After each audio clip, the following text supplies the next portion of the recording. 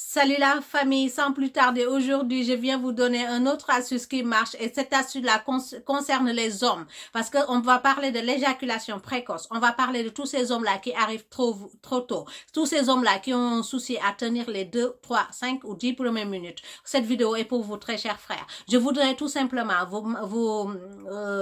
rappeler que cette astuce est remplie de vitamine C et donc qui dit vitamine C dit tere nelaw. Ne prenez pas cette astuce-là après 17h. Essayez de le prendre le matin au réveil et jusqu'à 17h maximum, vous l'arrêtez. Parce que si vous le prenez après 17h le soir, vous aurez du mal à dormir. C'est une astuce qui marche à merveille. Beaucoup d'hommes qui l'ont essayé nous l'ont prouvé que c'est une astuce qui marche. Donc, si vous avez de l'éjaculation précoce, très chers frères, je vous conseille d'écouter cette vidéo-là jusqu'à la fin. Essayez d'abonner à cette page-là parce que Feuz Galsen, xaritu góor ñi.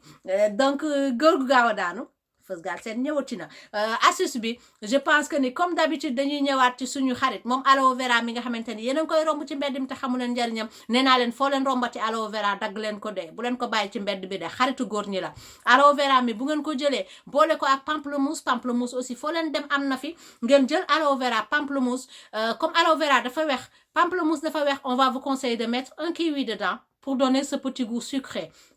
Le kiwi, peut-être que vous n'allez pas tous en trouver. Si vous n'avez pas de kiwi, je vous conseille de prendre un papaye. Donc, papaye, ça se trouve dans les marchés sénégalaises. Vous pouvez en prendre un papaye à la place du kiwi. Je répète, si vous n'avez pas de kiwi, prenez pas de kiwi, mettez un papaye ou un goyave. Donc, papaye et goyave, ils ont des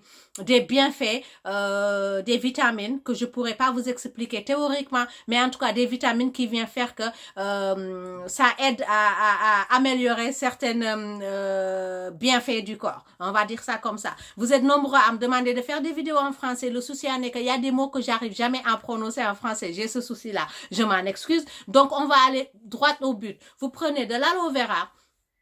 du pamplemousse, un papaye, un goyave ou un kiwi, ça dépend de ce que vous avez. Vous prenez ces ingrédients-là. Le citron, vous en avez partout au Sénégal. Vous prenez le citron à presser ou le citron déjà pressé, mais 100% jus de citron, 100% citron. Le mieux mooy que ngeen dem ci marché bi ngeen jël limon bi nga xamante ni mi ngi ci marché bi mu wóor na li limon la ndax léeg-léeg nga dem jënd citron bi fekk ko du nekk 100% ñu rax ko ak ndox donc jël leen lingom paccal ko ci li ma leen wax aloe vera bi pamplemousse bi ngeen boole si seen xarit moom jinjeer nee naa leen jinjeer góor gu ko ci xamoon lu muy jariñ dootoo ko bàyyi de góor ñi dee leen naan jinjeer waay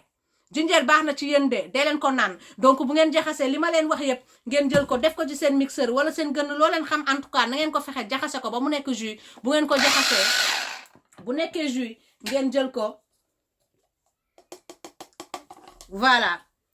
sotti ci seen limon sama gars yi dama leen di conseiller aussi jus de coco 100% coco bu ngeen amee noix de coco bi ngeen jël ndox mi coco bi jaay ci mbedd mi ndoxu coco daal ndoxu coco yéenay xam fu ngeen ko amee ngeen jaxase ko ci seen jus bu ngeen ko jaxasee def ci seen citron ak li ma leen wax ngeen mixé ko ngeen jël ko sotti ko ci seen verre donc dama doon bañ vidéo bi gudd moo tax dagguma yëpp ci seen kanam ngeen sotti ko ci seen verre daal di ko naan mu rees ak jàmm ak salaam képp koo xamante ni jëfandikoo nga astuce bi ni ma la ko waxee te di ko def souvent que vous pouvez amul ay jour d'arrêt parce que xam ngeen ne ay fruits moom du rey doomu aadama ay fruits moom amul benn effet boo xamante ne indésirable la c'est-à-dire fruit daal lu mu defaral ci yaramu doomu aadama mënu ko cee yàq donc bu ngeen ko defee noonu di ko naan chaque jour que vous pouvez bu ngeen defee li ma leen ko waxee ngeen naanee ko noonu gaaw a daanu di ngeen taqale ko ak moom am naa ci yeneen astuce ndax nee naa leen astuce yoo xamante ni baax na ci yaramu xale góor yi nga xamante ni day ñëw renforcer seen système immunitaire ba nga xamante ni gaaw a daanu dina fa jóg astuce yooyu duñu jeex mais duñ leen mën a jox yépp ci benn vidéo doon ko dañ koy nànk-nànkal tey dañ leen di jox astuce aloe vera pamplemousse jus de coco ginger limon ak kiwi wala goyave bu ngeen jaxasee yëpp ngeen mixé ko dëkkee ci di ko naan gaaw a daanu dina taxale ko ak yéen seen xarit la woon Feuz Galsen dina ñëwaat ci yeneen vidéo andi laatal leen yeneen astuce maa ngi jéggalu bu dee wax naa fi loo xamante ne tooj naa kenn li ma ci jublu rek mooy ñun ñëpp ñu ànd ak wér-gu-yaram à bientôt frères et sœurs pour d'autres vidéos